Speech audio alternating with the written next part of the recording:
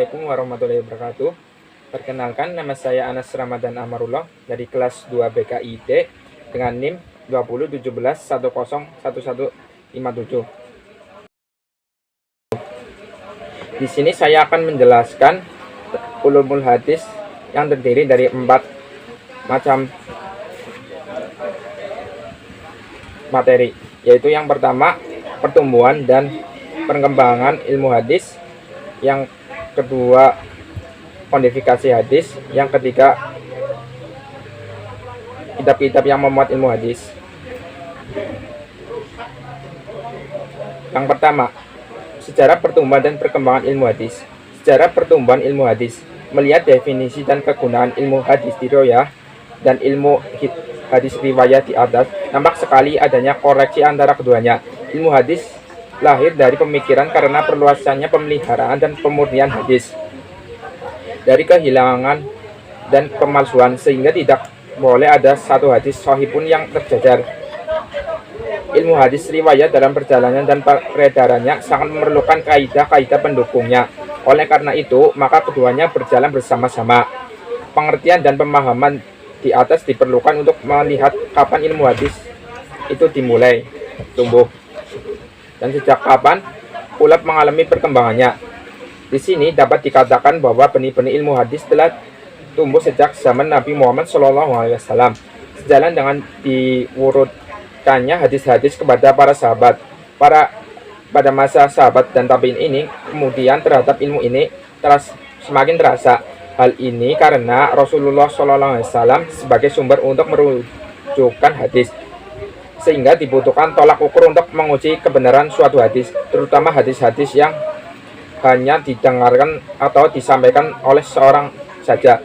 Lebih-lebih ketika umat Islam memulai upaya pengumpulan hadis dan mengadakan perlawatan yang mereka lakukan ke seluruh wilayah kekuasaan Islam. Hal ini sudah barang tentu secara langsung atau tidak memerlukan kaidah-kaidah guna melakukan seleksi dalam penerimaan dan periwayatan atau penyampaian hadis kepada para muridnya. 2. Sejarah perkembangan ilmu hadis. Para tabi'in, ulama yang pertama kali menetapkan dasar ilmu hadis riwayat adalah Ibnu Sahib al-Zuhri. Ini diperlukan sehubungan dengan keahliannya dalam bidang hadis dan kedudukannya dirinya sebagai pengumpul hadis atau pemerintah resmi dari Khalifah Umar bin Abdul Aziz. Dari sini ilmu hadis mulai terlihat wujudnya, meskipun dalam bentuk kaidah-kaidah yang sepel dan sederhana. Sedangkan ilmu hadis riwayat juga muncul pada abad ini dan disponsori oleh Ali bin Madani, Bukhari, Muslim, dan Tirmizi. Adapun terhadap perkembangan ilmu hadis menurut Dr. Nuruddin, selengkapnya dapat dijelaskan seberikut. 1. Tahap kelahiran, yaitu masa sahabat hingga akhir abad pertengahan. Ciri terhadap ini adalah adanya penyedikan riwayat, kehati-hatian para sahabat dalam meriwayatkan hadis. Penguji terhadap setiap riwayat mencari sanad hadis yang meneliti karakteristik rawi, membandingkan riwayat rawi atau dengan yang lain. 2. Tahap penyempurnaan dimulai awal abad kedua hingga abad ketiga Hijriah. Masa ini ulumul hadis sudah menjadi cabang ilmu tersendiri. Setiap cabang ilmu hadis tersendiri dari sejalan dengan kaidah-kaidah yang telah ditetapkan dan dipergunakan oleh para ulama. Terhadap tahap pembukaan ulumul hadis secara terpisah. Dari abad ketiga sampai pertengahan abad keempat Hijriah telah tersusun kitab-kitab khusus untuk setiap cabang ulumul hadis. Ilmu hadis sahih, ilmu hadis mursah, rawi, nasikh wal mansuh, rijalah al hadis.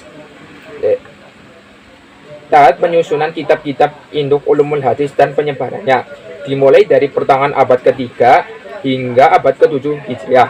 Dalam catatan sejarah perkembangan hadis diketahui bahwa ulama yang pertama kali berhasil menyusun ilmu hadis dalam suatu disiplin secara lengkap adalah seorang Sunni bernama Al-Qadli Abu Muhammad Al-Hasan bin Ad-Rahman bin Khalid Al-Ramahu Mursi. Dan kitabnya Al-Muhaddis Al-Fasih Baina Ar-Rawi Wal-Wa'i.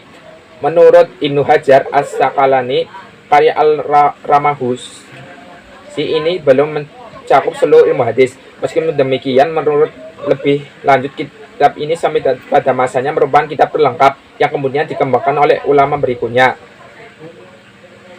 Tahap pematangan dan penyembuhan kitab ulumul hadis dimulai abad ke-7 sampai 10 Hijriah. Tahap pembukuan atau kejumudaan terjadi pada abad ke-10 sampai abad ke-14 Hijriah. Tahap kebangkitan kedua dimulai pada abad ke-14 Hijriah. Kitab-kitab yang muncul pada masa ini antara lain Qawaid al-Tahdits karya Jamaluddin al-Qaisimi, As-Sunnah wal Maktanuni wal Taisiri al-Islam, 3 al-Hadis wa al-Muhadisun karya Muhammad Abdul Zahwu, dan al-Manhaj al-Hadis fil Ulum al-Hadis karya Muhammad al-Simahi. Yang kedua, saya akan menjelaskan tentang kodifikasi hadis. Pengertian kodifikasi hadis. Kata kodifikasi berasal dari bahasa Inggris, yaitu codification yang secara etimologi berarti penyusunan. Dalam bahasa Arab berarti al-tadwin, yang berarti mencatat, menulis, dan menyusun. Jadi kata kodifikasi atau tadwin memiliki makna atau mencatat, menulis, dan menyusun. Secara terminologi, kodifikasi hadis adalah penulisan hadis berdasarkan perintah kepada negara yang dilakukan secara resmi, dengan melibatkan berbagai personal yang ahli dalam bidangnya. Sebagai sumber kedua ajaran agama Islam, hadis telah melewati proses sejarah yang sangat panjang. Oleh para ahli dikatakan bahwa sampai sekarang hadis telah dilewati sedikitnya 7 masa atau periode perkembangan. Periode yang pertama yaitu al-As'arwali wal At-Tadwin, masa turunnya wahyu dan pembentukan hukum serta dasar-dasarnya. Periode yang kedua yaitu periode At-Tasbut wal al-Ibal minal riwayah, periode membatasi hadis menyedikitkan riwayat. Periode yang ketiga zaman intisayar al-riwayah al-amsar, periode penyebaran riwayat-riwayat ke kota-kota. Periode yang keempat yaitu al-asyar al-kitabah wal al-tadwin, periode penulisan dan kodifikasi resmi. Periode kelima yaitu al-asyar al-tajrih wal at-tashil wal al-tankin, periode pemurnian, penyehatan, dan penyempurnaan. Periode yang keenam yaitu al-syar at-tadib wal at-tadib min al-istidrak wal al-jami, periode pemeliharaan, penertiban, penambahan, dan penghimpunan. Periode yang ketujuh adalah al-syarh wal al-jamu wal tahrij, periode pensyarahan, pengumpulan, pentakrijan, dan pembahasan. Latar belakang kodifikasi hadis. Latar belakang kodifikasi hadis. Adapun yang melatar belakangi Khalifah Umar bin Abdul Aziz wafat 101 Hijriah, melakukan kodifikasi hadis. 1. Kemampuan beliau yang tidak memberikan hadis hilang lenyap dan peredaran masyarakat tersebut belum didewankan dalam dewan hadis. Yang kedua, keinginan beliau untuk memelihara dan meraih hadis-hadis yang palsu yang membuat orang untuk mempertahankan golongannya. 3. Kekhawatiran bercampur aduk antara Al-Quran dan hadis setelah hilang karena Al-Quran telah dikumpulkan dalam satu mushaf. Tokoh-tokoh kodifikasi hadis. Ulama telah sepakat bahwa yang pertama kali memikirkan pengumpulan dan pencatatan hadis secara resmi adalah Khalifah Umar bin Abdul Aziz. Kemudian generasi setelah Al-Zuhri terdapat beberapa ulama yang melakukan kodifikasi hadis di berbagai daerah. 1. Ibnu Juraij di Mekah, Abdul Ishaq dan Imam Malik di Madinah, Muhammad bin Abdurrahman bin Abisid, Ar-Rabi bin Sihab bin Abi Rubah, Muhammad bin Ibnu Salamah di Basrah. Jika saya akan menjelaskan tentang kitab-kitab yang memuat ulumul hadis. 1. Kitab Ashraf. Dalam masa ini boleh dilakukan usaha penyusunan kitab-kitab Ashraf, yakni kitab hadis yang hanya menyebutkan sebagian-sebagian dari matan hadis tertentu, kemudian menjelaskan seluruh sanad dari matan itu, baik sanad yang berasal dari kitab hadis yang diikuti matan itu maupun kitab-kitab lainnya. Yang kedua, kitab Mustadraj. Pada masa ini pula dilakukan penyusunan kitab Istidraj, yakni kitab hadis yang memuat matan-matan hadis yang diriwayatkan oleh Bukhari dan Muslim, atau keduanya atau lainnya. Kemudian si penyusun meriwayatkan matan-matan hadis tersebut dengan sanad sendiri yang berbeda.